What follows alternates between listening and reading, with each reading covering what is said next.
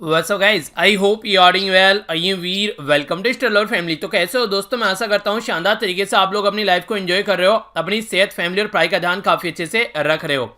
आज का लेक्चर काफी इंपॉर्टेंट, काफी इंटरेस्टिंग और शानदार रहने वाला है। पर लेकिन ये लेक्चर जो हमारा सैटरडे को लेक्चर होता है उसके साथ में इसका कोई कोरिलेशन नहीं रहता है, क्योंकि सैटरडे वाले का मंडे के साथ में कोरिलेशन रहता है। और इसमें कोई क्वेश्चन भी मैं आप लोगों से नहीं पूछता हूं, क्योंकि संडे बेसिकली आप लोगों को रिवीजन के लिए दिया जाता है। तो कुछ इंपॉर्टेंट जो पॉइंट्स हैं वो मैं यहाँ पर डिस्कस आप लोगों के सामने करने वाला हूं। पहले हम लोग यहाँ पर एक डे जानेंगे, उसके बाद में कुछ कोरोना से रिलेटेड अपडेट दूंगा और फिर कुछ आर्टिकल्स हम लोग देखेंगे जो कि एग्जाम के लिए इंपॉर्टेंट है। सबसे पहले जो डे है ये काफी इंपॉर्टेंट है। आप लोग आज की डेट में जो भी पॉलिसीज देखते हैं हमारी कंट्री में जो बनाई जाती है, वो यहाँ पर हमारी कंट्री में सेक्रेटरी लेवल पर वो पॉलिसीज तैयार की जाती हैं। यानी कि मोटे मोटे तौर पर बोलूं तो एडमिनिस्ट्रेटिव जो प्रोफेशनल्स होते हैं, एडमिनिस्ट्रेटिव जो ऑफिसर्स होते हैं, वो ये पॉलिसीज तैयार करते हैं। तो इसी के चलते इसको नेशनल सेक्रेटरीज डे या फिर एडमिनिस्ट्रेटिव प्रोफेशनल डे के नाम से हम लोग जानते हैं। जो कि यहाँ पर एक तरीके से हमारी कंट्री में अगर कोई डे सेलिब्रेट किया जाता है या फिर ऑल ओवर वर्ल्ड में कोई डे सेलिब्रेट किया जाता है, तो उसका पर्पज ये होता है कि उससे रिलेटेड जो लोग हैं, एक तो उनका प्रोत्साहन बढ़ाया जाए और उससे रिलेटेड मान लीजिए कोई बीमारी से रिलेटेड डे अगर सेलिब्रेट करें तो उसके बारे में अवेयरनेस फैलाई जाए। तो यहाँ पर आज की डेट में कहीं एडमिनिस्ट्रेटिव असिस्टेंट के लिए, इसी के साथ में एग्जीक्यूटिव असिस्टेंट के लिए, या कोई भी आप लोग देखें आज के डेट में जो पोस्ट होती है जहां पर सपोर्ट प्रोवाइड कराई जाती है यहाँ पर जो एडमिनिस्ट्रेटिव प्रोफेशनल है, तो एक तरीके से उनको एक तरीके से याद करने के लिए उनको चॉकलेट वगैरह, फूल वगैरह, लंच वगैरह कराए जाते हैं, कार्ड्स वगैरह दिए जाते हैं, ताकि बिल्कुल ऐसे जैसे कोरोना वायरस में लोग आज के डेट में पुलिस वाले हो गए, डॉक्टर हो गए, या फिर जो हमारे सफाई कर्मचारी हो गए, वो काम करने के में लगे हुए हैं, तो एक तरीके से उनको सपोर्ट करने की बात बोलने लगे। तो उसी तरीके से ये भी एक डे है जो कि एडमिनिस्ट्रेटिव प्रोफेशनल वीक के रूप में भी आप लोग यहाँ पर सेलिब्रेट करते हैं। तो इसके बारे में आप लोगों ने सुना होगा, जो कि 21 अप्रैल को आप लोगों को देखने को मिलता है। तो इसके बारे में आप लोग याद रखिएगा। अच्छा, ये बताइए हमारी कंट्री में सिविल सर्विसेज जो डे है वो किस दिन सेलिब्रेट किया जाता है, उसके बारे में आप लोग को पता होना चाहिए। बताइए, पता होना चाहिए कम से कम, अगर इस एग्जाम की आप लोग तैयारी कर रहे हैं तो।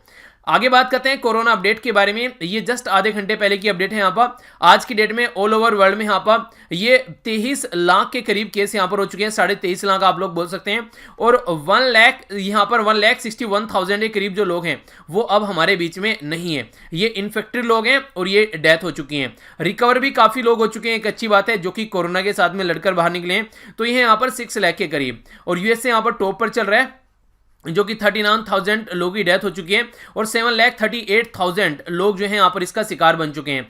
बाकी Spain, Italy, Germany, France, Germany, UK ये टॉप पर चली रहे हैं। और यहाँ पर चाइना से नीचे भी तुर्की है, तो देखते हैं कब यहाँ पर तुर्की भी इसको क्रॉस करने वाला है, पास में ही है। और यहाँ पर इसी के साथ में ईरान भी क्रॉस करने वाला है। तो हालांकि ईरान नंबर ऑफ डेथ में क्रॉस कर चुका है, बाकी नंबर ऑफ केसेस में जल्दी यहाँ पर क्रॉस करेगा, क्योंकि चाइना बता नहीं रहा है बाहर कितने केसेस चल रहे हैं और यहाँ पर सबको पता चल रहा है। ओके, बाकी हमारी कंट्री में फिर से एक्सपोनेंशियल ग्रोथ देखने को मिला, जो कि एक बुरी खबर आप लोग बोल सकते हैं। तो 16,128 केस हमारी कंट्री में हो चुके हैं, जिसमें से 528 लोग अब हमारे बीच में नहीं है। महाराष्ट्र, दिल्ली, गुजरात, राजस्थान ये सारे एरिया हैं जहां पर काफी लार्ज स्केल पर ये प्रॉब्लम देखने को मिल रही है। तो आइए अब कुछ न्यूज के ऊपर नजर डालते हैं। ज्यादा लंबा लेक्चर नहीं है, थोड़ा ही लेक्चर है, पर लेकिन जो भी है वो इंपॉर्टेंट है, थोड़ा सा ध्यान से सुनिएगा। सबसे पहले जो यहाँ पर बात की जा रही है, ये बात की जा रही है हमारी कंट्री में जो फॉरेनर लोग हैं, हमारी कंट्री में जो रह रहे हैं, तो जो उनको वीजा दिया जाता है उसके बारे में। पर लेकिन जिसको कंफ्यूजन रहता है उसको एक बात मैं यहाँ पर क्लियर कर दूं। जैसे कि मान लीजिए आप लोग हमारी कंट्री में हैं, यानी कि अपनी कंट्री में हैं यहाँ पर इंडिया के अंदर में, और इंडिया से अगर बाहर जाना है आप लोगों को, ठीक है, तो आप लोग नॉर्मली क्या करते हैं, आप लोग पासपोर्ट लेकर आते हैं, ठीक है, यानी कि एक तरीके से पासपोर्ट चाहिए आप लोगों को अगर बाहर जाना होता, ठीक है, तो पासपोर्ट चाहिए। अगर ये समझिए हमारी कंट्री के अंदर कोई आने वाला है, ठीक है, तो उसको वीजा प्रोवाइड कराया जाएगा, या फिर किसी और कंट्री में आप लोग जा रहे हैं तो वो कंट्री यहां पर वीजा देगी, अलाउ करेगी, तभी आप लोग वहां पर जाएंगे। तो क्वेश्चन कई बार पूछ लिया जाता है जी, ये पासपोर्ट है हमारी कंट्री में, वो किसके द्वारा यहां पर एक तरीके से इशू किया जाता है। तो पासपोर्ट किसके द्वारा इशू किया जाता है और वीजा किसके द्वारा इशू किया जाता है, किसके का मतलब है कौन सी मिनिस्ट्री के द्वारा। तो क्वेश्चन का आंसर बताइए। फिर ये आर्टिकल पढ़ाने के बाद में मैं आप लोगों को आंसर बताता हूं, देखता हूं कितने अच्छे से आप लोग इसका आंसर देते हैं। पासपोर्ट कौन सी मिनिस्ट्री इशू करती है और वीजा कौन सी मिनिस्ट्री इशू करती है, ये आप लोगों को बताना है। अभी यहां पर बात करते हैं वीजा के बारे में। ये बोला गया कि वीजा एक्सपायर होगा बहुत सारे लोगों का, जो कि हमारी कंट्री में लॉकडाउन में आज के दिन फंसे हुए हैं, तो 3 मई तक का उनका जो वीजा है वो एक्सटेंड कर दिया गया है, जिनका वीजा इस ड्यूरेशन में एक्सपायर होगा। इसी के चलते यहां पर अगर कुछ लोग ऐसे हैं जो कि 3 मई के बाद भी यहां से नहीं निकाल पा रहे हैं अपने लोगों को, कोई कंट्री ऐसी है, तो उनको भी यहाँ पर 14 डेज बियॉन्ड 31 जो 30 में है, यानी कि 3 तारीख को खत्म हो गया वीजा। फिर इसके बाद में और 14 दिन का उनको टाइम पीरियड दिया जाएगा। इसके बाद में उनके ऊपर कोई पेनल्टी लगेगी अगर फिर भी कॉन्टिन्यूस हमारी कंट्री में रहता है, तो उनकी कंट्री उनको नहीं निकालती है। तो ये एक रियायत के तौर पर आप लोग यहाँ पर बोल सकते हैं हमारी कंट्री की साइड से फैसिलिटी प्रोवाइड कराई जा रही है। ठीक है, अगर वीजा एक्सपायर हो जाता है फिर आप लोग रुकते हैं तो एक तरीके से गुनाह माना जाता है, पर लेकिन कोई पेनल्टी नहीं लगेगी कोविड-19 को ध्यान में रखते हुए। जो वीजा है वो कौन हमारी कंट्री में इशू करता है, तो वो करता है home ministry. Home ministry visa जो यहाँ इशू करता है। और जब हम लोग बात करते हैं पासपोर्ट की, तो ये करता है एक्सटर्नल अफेयर मिनिस्ट्री। ठीक है, तो एक्सटर्नल अफेयर जो डिपार्टमेंट है वो पासपोर्ट देता है आप लोगों को बाहर जाने के लिए। हमारी कंट्री में अगर कोई बाहर से आ रहा है तो उसको वीजा दिया जाता है होम मिनिस्ट्री के द्वारा। तो ये एक इंपॉर्टेंट फैक्ट है जो कि आप लोगों को पता होना चाहिए। आगे बढ़ते हैं। आप लोगों को पता है आज है 19 तारीख और कल है 20 तारीख, और जब मोदी जी के द्वारा बोला गया था कि हाँ आने वाले टाइम में 20 तारीख को कुछ रिलैक्सेशन दिया जाएगा, तो वो जो रिलैक्सेशन दिया जाएगा उसके बारे में यहाँ पर बात करते हैं। कुछ बातें आप लोगों को यहाँ पर जानने को मिलेगी। ये कौन कौन से एरिया होंगे जहाँ पर रिलैक्सेशन दिया जाएगा। तो कल से कुछ एरिया ऐसे हैं, एक तो जैसे कि जो हॉट स्पॉट बने हुए हैं जहाँ पर अब तक काफी लार्ज केस आ चुके हैं, यानी कि कुछ ऐसे एरिया है जहाँ पर बहुत ज्यादा केस देखने को मिल रहे हैं। जैसे कि आप लोग यहाँ पर देखते हैं महाराष्ट्र में कई सारे एरिया हो गए, मुंबई वगैरह हो गया, दिल्ली के अंदर। तो जो हॉट स्पॉट है वहां तो रिलैक्सेशन नहीं दिया जाएगा, पर लेकिन जो नॉर्मल जगह है जहां पर केसेस वगैरह ज्यादा नहीं आ रहे वहां पर रिलैक्सेशन देने की बात की जा रही है। एज पर गाइडलाइन डिफेंस अगर बात करें, सेंट्रल आर्म फोर्स की बात करें, हेल्थ मिनिस्ट्री या फिर फैमिली जो हेल्थ मिनिस्ट्री एंड फैमिली जो हेल्थ वर्कर होते हैं, डिजास्टर मैनेजमेंट या फिर कोई अर्ली वार्निंग वाले जैसे Indian meteorological department, national informatics centre, food corporation of India, Nehru Yuva Kendra या फिर दूसरे जो भी कस्टम्स हो जो फंक्शन करते हैं, तो ये बिना रिस्ट्रिक्शन के फंक्शन करेंगे। ये आराम से अपना फंक्शन कर पाएंगे। तो जो भी इसके अंदर काम करते हैं इन ऑफिस के, इनको प्रॉपर वे में ओपन किया जाएगा। बाकी जो भी चीज़ें हमारी कंट्री में आज के डेट में देखने को मिल रही है उसके अलावा वो कंट्रोल एक तरीके से इन्वायरमेंट में काम करेंगे 100% जो डिप्टी सेक्रेटरी है उसके अंदर में। और इसी के साथ में जो लेवल अबोव इससे कोई है जैसे कि डिप्टी सेक्रेटरी सेक्रेटरी लेवल हो गया, उसके अंडर काम करेंगे। जो रूरल एरिया है, मैन्युफैक्चरिंग यूनिट है, उनको भी जो खास जहां पर हब नहीं है और जो इंपॉर्टेंट है उनको ओपन किया जाएगा। आईटी सेक्टर को भी बोला जा रहा है लगभग 30% तक ओपन किया जाएगा। आईटी और आईटी के जो इनेबल्ड सर्विस हैं यानी कि इंफॉर्मेशन टेक्नोलॉजी, एक तरीके से बोला जाए तो इंटरनेट से रिलेटेड जो सर्विसेज हैं उनको भी पार्सली तौर पर ओपन किया जाएगा। जो MGNREGA जिसको Mahatma Gandhi national rural employment guarantee act या फिर स्कीम आप लोग बोलते हैं, ये यहां पर अलाउ किया जाएगा वर्कर को काम करने के लिए, पर लेकिन उसको सोशल डिस्टेंसिंग का फॉलो करना पड़ेगा कि हाँ एक दूसरे को टच नहीं करना है और फेस मास्क लगाकर यहां पर काम करना है और डिस्टेंस बना के रखनी है कम से कम 1 मीटर मिनिमम। तो ये पैटर्न कुछ फॉलो किए जाएंगे। जो हॉट स्पॉट है उनको इसी तरीके से कंटिन्यू रखा जाएगा। तो देखते हैं कितने अच्छे से चीज़ों को इंप्लीमेंट कर पाते हैं। गवर्नमेंट क्या इंप्लीमेंट करेगी, इंप्लीमेंट हम लोग को ही करना है। तो अच्छे से चीज़ें फॉलो की जाए तो ज़्यादा बेटर रहेगा। तो इसके बारे में आइडिया आप लोग रख सकते हैं। नेक्स्ट इंपॉर्टेंट जो फैक्ट है ये काफी इंपॉर्टेंट है। आप लोगों को पता है किसानों की जो फसल है एक बार कट जाती है तो फिर वो मार्केट तक पहुंचनी चाहिए, तो उसी के बारे में यहां पर बात की जा रही है। तो एक एक कर समझ लेते हैं। सबसे पहले जो बात की जा रही है सेंट्रल गवर्नमेंट के द्वारा ये कोशिश की जा रही है कि कैसे किसानों को ज्यादा से ज्यादा फायदा पहुंचाया जाए, क्योंकि अगर किसान खुश रहेंगे तो ही चीजें नॉर्मलाइज हो पाएंगी। अगर किसान ही खुश नहीं रहेंगे तो कहां से चीजें नॉर्मलाइज हो पाएंगी। तो इसी के चलते यहां पर जो गवर्नमेंट है किसानों के ऊपर पूरा फोकस देकर चल रही है ताकि सिचुएशन को नॉर्मलाइज किया जा सके। सबसे पहली बात तो यह कि किसानों ने खेतों में से अगर सामान निकाल लिया, अब मार्केट में लेके चले गए, अब मार्केट में उनको up to the mark price मिल पा रहा है कि नहीं मिल पा रहा है, तो उसके लिए यहां पर क्या है एमएसपी, जिसको बोलते हैं मिनिमम सपोर्ट प्राइस, यानी कि इससे नीचे तो आप लोगों को बेचना नहीं है, इससे नीचे तो कोई ना कोई आप लोगों का अगर नहीं लेगा तो गवर्नमेंट ले लेगी, इससे ऊपर अगर कोई ले रहा है तो आप लोग उसको बेच दीजिए। तो ये बेसिक पर्पज है। प्राइस सपोर्ट अगर स्कीम के बारे में बात करें तो ये भी यहां पर यूज की जाएगी अलग अलग एरिया में, जैसे कि कर्नाटका, आंध्र प्रदेश, तेलंगाना, राजस्थान, महाराष्ट्र, उत्तर प्रदेश, हरियाणा, ताकि जो फार्मर है उनको सपोर्ट किया जा सके। तो ये भी यहां पर आप लोगों को देखने को मिलेगा, जिसको प्राइस सपोर्ट स्कीम आप लोग बोलते हैं। इसी के साथ में ये बोला गया है NAFED, इसको आप लोग थोड़ा समझ लीजिए।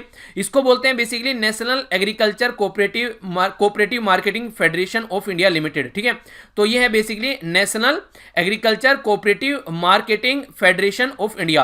ये क्या काम करता है, ये एपेक्स बॉडी है हमारी कंट्री में, जो कि जो मार्केटिंग कोऑपरेटिव्स में यहां पर एग्रीकल्चर जो प्रोडक्ट्स हैं उनको खरीदने का काम करती है। डायरेक्ट क्वेश्चन बन जाता है ऐसे कि किस मिनिस्ट्री के अंडर में आती है, तो ये आती है मिनिस्ट्री ऑफ एग्रीकल्चर के अंडर में। तो ये भी यहां पर काम करने वाली है। किस तरीके से सॉल्यूशन निकलेगा। ये बनाई गई थी 1958 में और न्यू दिल्ली के अंदर हेडक्वार्टर है। तो अभी मैंने बताया किस मिनिस्ट्री के अंडर में आती है, तो ये जरूर याद रखिएगा। ये आप लोगों को नॉर्मली जो ऐसी चीजें देखने को मिलती है तो वो हमारी कंट्री में जो एग्रीकल्चर मिनिस्टर है उसके अंडर में आती है। नेक्स्ट इनके साथ में मिलकर कौन काम करेगा, ये करेगा एफसीआई। एफसीआई की फुल फॉर्म आप लोगों को पता ही होना चाहिए, फूड कॉर्पोरेशन ऑफ इंडिया इसको बोलते हैं। और इसके अलग से जो फॉर्म कई बार एग्जाम भी कंडक्ट कराए जाते हैं। तो यहाँ पर ये किस मिनिस्ट्री के अंडर में आती है, तो यहाँ पर कंफ्यूज आप लोगों को नहीं होना है। ये एफसीआई किस मिनिस्ट्री के अंडर में आती है ये आप लोग बताइए। तो यह है मिनिस्ट्री ऑफ कंज्यूमर अफेयर, ठीक है। तो इसके अंडर में आप लोगों को ये देखने को मिलेगी, जो कि यहाँ पर गठन किया गया था 1965 में। और आज की डेट में जो चेयरपर्सन है वो है डीवी प्रसाद, ठीक है। और न्यू दिल्ली में इसका हेडक्वार्टर देखने को मिलेगा। तो ये वो बॉडी है जो किसानों से सामान खरीदती है। और सामान खरीदने के बाद में आप लोग इसको पैटर्न को समझने की कोशिश कीजिए थोड़ा सा। जैसे मान लीजिए यहाँ पर किसानों ने खेतों में से सामान बेचा, तो ये जो सामान था ये मान लीजिए मार्केट में चला गया, तो एक अलग बात है। अगर मार्केट में कोई नहीं खरीद रहा है तो फिर यहाँ पर ये गवर्नमेंट की एजेंसीज यहाँ पर इनको खरीदेगी। आप लोग के माइंड में ये आएगा कि खरीद कर करेंगे क्या, जो यहाँ सिस्टम जो डिस्ट्रीब्यूशन का है, जिसकी जैसे आप लोग पीडीएस बोलते हैं, ठीक है। अलग अलग जो राशन कार्ड की दुकानों पर आप लोग जाकर सामान लेते हैं, तो ये सारा जो भी डिस्ट्रीब्यूशन किया जाता है, ये जो गवर्नमेंट प्रोक्योर करती है, सामान खरीदती है, फिर वही यहां पर ये बेचा जाता है मार्केट के अंदर में। तो पहले किसानों से खरीदती है और फिर जरूरतमंदों तक पहुंचाती है। तो ये पूरा सिस्टम गवर्नमेंट यहां पर करने की कोशिश कर रही है प्रॉपर वे में, ठीक है। तो इसके बारे में आइडिया आप लोग रख सकते हैं। तो अलग अलग ये चीजें हैं जिसके बारे में क्वेश्चन पूछ लिया जाता है। नेक्स्ट यहां पर बात की जा रही है सेवरल डेवलपमेंट के वर्क किए जा रहे हैं Mahatma Gandhi rural employment guarantee act के तहत। प्रधानमंत्री आवास योजना, ग्रामीण प्रधानमंत्री ग्राम सड़क योजना, नेशनल रूरल लाइवलीहुड मिशन, ये सारे जो एरिया हैं इन सारे एरिया में फोकस देने की बात की जा रही है कि इनको रिलैक्सेशन दिया जाएगा सेंट्रल गवर्नमेंट के द्वारा, ताकि जो लोग हैं इस पर्टिकुलर एरिया पर काम स्टार्ट कर सकें। और इसी के साथ में Mahatma Gandhi national rural employment guarantee act पर फोकस दिया जा रहा है।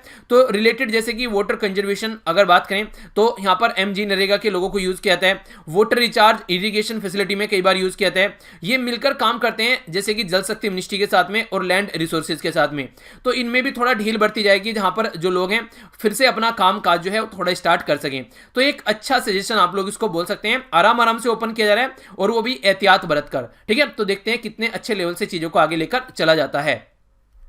नेक्स्ट यहां पर बात करते हैं, यहां पर ये बात की जा रही है सिविल एविएशन के बारे में। आप लोगों को पता है सिविल एविएशन जो एरिया है वो काफी लार्ज स्केल पर प्रॉब्लम फेस कर रहा है। एक टाइम यहां पर ऐसा हुआ करता था कि प्रॉब्लम जो है वो उसका सोल्यूशन निकाला जाता था आराम से, यानी कि एक तरीके से अवेलेबिलिटी है, सारी चीजें सब चीजें मिली हैं तो आराम से चीजें चलती रहती हैं, क्योंकि कस्टमर काफी ज्यादा थे। हमारी कंट्री में उड़ान जैसी स्कीम स्टार्ट की गई, पर लेकिन अब कोविड-19 के चलते उड़ान जैसी स्कीम के ऊपर भी एक क्वेश्चन मार्क लग गया है। अभी यहां पर क्या बात की जा रही है कि कोई भी जो हमारी कंट्री में जो एक तरीके से फ्लाइट है वो कोई भी स्टार्ट नहीं करेंगी अभी टिकट बुकिंग।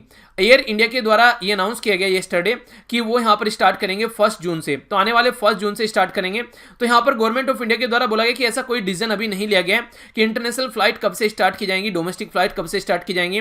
हां, अभी यहां पर सिचुएशन को देखना है, पर लेकिन जब से यहां पर गवर्नमेंट का कोई डिसीजन नहीं आता है तब तक किसी को भी अलाउ नहीं करना है ये सब चीजें। तो इन सब चीजों को थोड़ा सा अभी शांत रखना है जब तक सिचुएशन जो है वो नॉर्मलाइज नहीं हो जाती है, ठीक है। क्योंकि अगर बाहर फ्लाइट जाएंगी तो फिर और ज्यादा एहतियात बरतना पड़ेगा, क्योंकि नॉर्मली जिस कंट्री के साथ में हमारे व्यापार होते हैं वो सारी कंट्री काफी लार्ज स्केल पर आज के डेट में इस पर्टिकुलर प्रॉब्लम से जूझ रही है। ये थोड़ा इंपॉर्टेंट है, इसके बारे में आप लोगों को मैं उदाहरण के साथ में समझाता हूं। मान लीजिए आज के डेट में हमारी कंट्री में कोई एक कंपनी है और ये कंपनी जो है हमारी कंट्री में आज की डेट में प्राइवेट पर्सन के हैंड में है, ठीक है। वो क्या करे, ये कंपनी का एक तरीके से 51 से % ज्यादा शेयर जो है वो चाइना को बेच दे, यानी कि एडमिनिस्ट्रेटिव कंट्रोल जो है वो चाइना के हाथ में आ गया। तो कल को चाइना जो है हमारी इस कंपनी को खरीद कर हमारी कंट्री के नेगेटिव इस्तेमाल कर सकता है हमारी कंट्री के लिए। तो इसी के चलते अभी जो एग्जिस्टिंग फॉरेन डायरेक्ट इन्वेस्टमेंट जो पॉलिसी है उसको चेंज किया गया है, क्योंकि खबर यह आई थी कि HDFC में काफी लार्ज स्केल पर इन्वेस्टमेंट करने वाला है। तो गवर्नमेंट ने यहां पर क्या बोला, गवर्नमेंट ने यह बोला कि अगर कोई इस तरीके से हमारी कंट्री के खासकर जो बॉर्डर को टच कर रहा है हमारी कंट्री के साथ में, जैसे चाइना हो गया, पाकिस्तान हो गया, बांग्लादेश हो गया, म्यांमार हो गया, तो आसपास वाली जो कंट्री है तो ये क्या करेंगे, बस ओनली एक तो अगर कोई यहां पर इस तरीके का इन्वेस्टमेंट आएगा तो एक तो गवर्नमेंट रूट के थ्रू आएगा, यानी कि ऐसा नहीं है प्राइवेट अपने आप कर काम कर निकल लेंगे पैसा कमाने के चक्कर में, नहीं, गवर्नमेंट रूट के थ्रू आएगा। और पाकिस्तान के लिए तो खासकर स्पेशली बोला गया यहां पर कि गवर्नमेंट रूट के थ्रू आएगा अगर कोई इन्वेस्टमेंट आता है तो। इसी के साथ में अगर यहां पर जब तक गवर्नमेंट उसको वेरीफाई नहीं कर देती है तब तक उसको आगे नहीं बताया गया, नहीं, गवर्नमेंट से भी अप्रूवल यहां पर लेना पड़ेगा अगर कोई भी ऐसा FDI हमारी कंट्री में आता है, ताकि कल कोई हमारी कंट्री की सिक्योरिटी के लिए खतरा न बन जाए। तो ऐसी प्रॉब्लम देखने को मिल सकती है कई बार, तो इसलिए यहां पर गवर्नमेंट इंटरफेयर कर रही है। और आप लोगों को याद होगा हम लोगों ने एक आर्टिकल भी डिस्कस किया था कि आने वाले टाइम में रेड टेपिज्म देखने को मिलेगा, यानी कि एक तरीके से आप लोग बोल सकते हैं कि लाइसेंसिंग राज वाला फंडा आप लोगों को नजर आएगा। पहले सारा काम गवर्नमेंट के हाथ में रहता था, गवर्नमेंट सब चीजों के ऊपर जो गवर्नमेंट के जो ऑफिसर थे वो काफी ज्यादा घूस खाया करते थे, कहीं पर रेड मार दी, कहीं कुछ कर लिया, उसके चलते ऑनलाइन चीजें स्टार्ट की गई थी। पर लेकिन अब कुछ चीजें ऐसी हैं जिस पे कम से कम कंट्रोल तो होना ही चाहिए, तो उन्हीं के बारे में हम लोग यहाँ पर बात कर रहे हैं। ठीक है, तो ये अभी चीजें जो है खासकर कोविड-19 के बाद में सब कंट्री अपने अपने ऊपर फोकस देंगी, तो वहां से भी एक चीज देखने को मिलेगी कि अपने ऊपर को कैसे अपनी चीजों को नॉर्मलाइज करना है। तो उसके चलते भी यहाँ पर ये जो चीजों को अलग तरीके से चेंज करने की कोशिश की गई है। ठीक है, आगे चलते हैं। यहाँ पर नेक्स्ट न्यूज है एक इंपॉर्टेंट पर्सनैलिटी के बारे में है, क्योंकि जब से कोरोना वायरस न्यूज में तब से यहाँ पर ये पर्सनैलिटी भी न्यूज में है, जिनका नाम है जून अल्मेडा। ठीक है, तो यहाँ पर इनका नाम पूरा नाम जून डे अल्मेडा के नाम से भी इनको जानते हैं। जो इनका टाइम ड्यूरेशन था ये 1930 से लेके 2007 तक यहाँ पर ये रही हैं दुनिया में। ठीक है, तो इनके बारे में थोड़ा समझ लेते हैं आखिर अब फिलहाल न्यूज़ में क्यों है। न्यूज़ में ये कि फर्स्ट टाइम जो कोरोना वायरस देखा गया था ये 1965 में, यानी कि 1965 में देखा गया था। वो इनके द्वारा फर्स्ट ह्यूमन बीइंग है जिनके द्वारा ये कोरोना वायरस को देखा गया था। तो यहाँ पर ये जो है इसीलिए यहाँ पर फिलहाल अभी न्यूज़ में स्कॉटलैंड की एक वीरोलॉजिस्ट थी, यानी कि जो वायरस के ऊपर स्टडी करती हैं, जिनके द्वारा कोरोना वायरस को देखा गया था। फिर आगे चल के इनके द्वारा स्टडी की गई काफ़ी लार्ज स्केल पर अलग अलग तरीके से, और कई सारे पब्लिकेशन में इनके द्वारा चीज़ें पब्लिश की गई 1979 के एयरफेयर में। और इसी के साथ में इनके द्वारा फर्स्ट इमेज प्रोड्यूस की गई थी रूबेला वायरस की भी, जो कि खासकर जो यूज़ किया गया था इनके द्वारा जो इम्यून इलेक्ट्रो माइक्रोस्कोपी होती है वो। कोरोना वायरस के बारे में बात करें तो आप लोगों को मैंने पहले पढ़ा रखा है 2002 में ऑलरेडी चाइना के अंदर यहां पर सास बोलते हैं, सीवियर एक्यूट रेस्पिरेटरी सिंड्रोम, तो इस नाम से यहां पर ये वायरस फैला था। फिर आगे चलकर जो अभी यहां पर जिसको आप लोग कोरोना वायरस बोल रहे हैं यहां पर कोविड-19, उसका वायरस का नाम है यहां पर सीवियर एक्यूट रेस्पिरेटरी सिंड्रोम यानी कि SARS। इसी के साथ में COV कोव यानी कि कोरोना वायरस 2। तो 2 नाम क्यों रखा गया, क्योंकि ऑलरेडी 1 नाम हम लोग दे चुके हैं। तो ये कोविड-19 बीमारी का नाम है और यहां पर यह है वायरस का नाम। तो इसलिए कंफ्यूज नहीं होना है, एग्जाम में आप लोगों को बोल देंगे ये वायरस है, तो कंफ्यूजन में डालने के लिए इस तरीके के क्वेश्चन आप लोगों से पूछे जा सकते हैं। तो ऐसा कुछ नहीं है, यहाँ पर ये है बीमारी का नाम, ये है वायरस का नाम और ये है बीमारी का नाम। और 2 इसलिए बोला गया, जैसे मैंने आप लोगों को बोला था कि वर्ल्ड वॉर पहले हुई, तो यहाँ पर फिर जब वर्ल्ड वॉर सेकंड हो गई तो इसको फर्स्ट बोलने लगे, क्योंकि दूसरी भी आ गई। अगर फर्स्ट नहीं सेकंड नहीं होती तो इसको ओनली वर्ल्ड वॉर बोला जाता। ठीक है, तो ये इसका बेसिक फंडा है। आगे चलते हैं, ज्यादा इंपॉर्टेंट तो नहीं है पर फिर भी पता होना चाहिए कि देश दुनियादारी में क्या चल रहा है। कुछ दिनों पहले तक जो सोने का प्राइस था वो 40 के नीचे चल रहा था, पर लेकिन जब से लॉकडाउन आया और कोरोना वायरस की प्रॉब्लम देखने को मिली है तब से लेके यहाँ पर जो सिचुएशन है वो काफ़ी खराब हो गई है, क्योंकि तब से लेके जो सोने की खरीदार हैं वो बढ़ गए हैं। उसका रीज़न सीधा सीधा यही है कि सोने में इन्वेस्टमेंट करना सबसे ज़्यादा सेफ माना जाता है। ठीक है, सोने का प्राइस आप लोग देखते हैं, इकोनॉमी डाउन हो रही है, सोने का प्राइस बढ़ रहा है, तो एक तरीके से आप लोग बोल सकते हैं जिसने इसमें इन्वेस्टमेंट किया होगा तो वो अच्छा खासा यहाँ पर एक तरीके से सही जोन में बैठा हुआ है। करेंसी डाउन होती रहती है, पर लेकिन सोना जो है वो इंटरनेशनल लेवल की करेंसी आप लोग इसको बोल सकते हैं। तो कोविड-19 के इंपैक्ट से अभी रिसेंटली ही यहाँ पर लगभग जो सोने का जो प्राइस बढ़ा है वो 40% के करीब जंप हुआ है, और ये बोला जा रहा है कि आने वाले टाइम में यहाँ पर ये और जंप हो सकता है। आज की डेट में जो सोने का प्राइस है वो 50,000 के पास में आता हुआ नजर आ रहा है, 48, 46, 47 के करीब यहाँ पर बार बार देखने को मिल रहा है। तो जल्दी ही 50,000 अगर क्रॉस कर देता है फिर ये बोला जा रहा है कि आने वाले टाइम में और 30 से 35% यहाँ पर ये बढ़ने वाला है, यानी कि आने वाले टाइम में सोना जो है वो और ज्यादा महंगा होने वाला है। इसीलिए लोग जो है काफी ज्यादा इन्वेस्टमेंट करते हैं सोने में, क्योंकि सोने को सेफ इन्वेस्टमेंट माना जाता है ताकि प्रॉब्लम फेस न करनी पड़े, आराम से रिटर्न्स भी मिलते रहें। और कंपेयर में अगर कहीं और इन्वेस्टमेंट करेंगे वहां इतना रिटर्न नहीं मिलेगा। ठीक है, तो ये इसके बारे में आप लोग आइडिया रख सकते हैं। तो ये था टोटल आज का डिस्कशन। आई होप कि आप लोगों ने अच्छे से एंजॉय किया होगा। थोड़ा सा नजर डाल लेते हैं क्या क्या डिस्कस किया। सबसे पहले हम लोगों ने एक इंपॉर्टेंट डे के बारे में जाना, नेक्स्ट यहाँ पर कोरोना वायरस के केसेस के बारे में जानने को मिला। इसके अलावा हम लोगों ने यहाँ पर समझा वीज़ा के बारे में, और इसी के साथ में जो वीज़ा के बारे में हम लोगों ने डिस्कस किया, और इसी के साथ में पासपोर्ट के बारे में कौन कौन इशू करता है और क्या कंडीशन है। नेक्स्ट यहाँ पर जो हम लोगों ने जाना कि हमारी कंट्री में किस तरीके से जो चीज़ें हैं, जो हॉट स्पॉट है उनके लिए कहाँ कहाँ पर छूट दी जा रही है, क्या क्या कंडीशन है। नेक्स्ट यहाँ पर एग्रीकल्चर के लिए क्या क्या किया जा रहा है वो समझा। इसी के साथ में यहाँ पर कौन कौन एरिया को और रियायतें दी जाएंगी, सिविल एविएशन क्या कर रहा है यहाँ पर मंत्रालय, FDI को लेकर क्या बातें चल रही हैं, यहाँ पर किसने कोरोना वायरस को पहली बार देखा, वो सारी चीज़ें, और क्या सोने का प्राइस रहा। तो ये चीजें हम लोगों ने डिस्कस की। लेक्चर की PDF यहां मिल जाएगी, जाकर डाउनलोड कर सकते हैं। मेरे साथ में आप लोग यहां पर कनेक्ट रह सकते हैं और यहां पर भी कनेक्ट रह सकते हैं। सारे लिंक वीडियो के नीचे आप लोग को मिल जाएंगे। तो मिलता हूं नेक्स्ट लेक्चर में। बड़ों को नमस्ते, छोटों को प्यार, छोटी सी लाइफ एंजॉय करो यार। तब तक के लिए जय हिंद।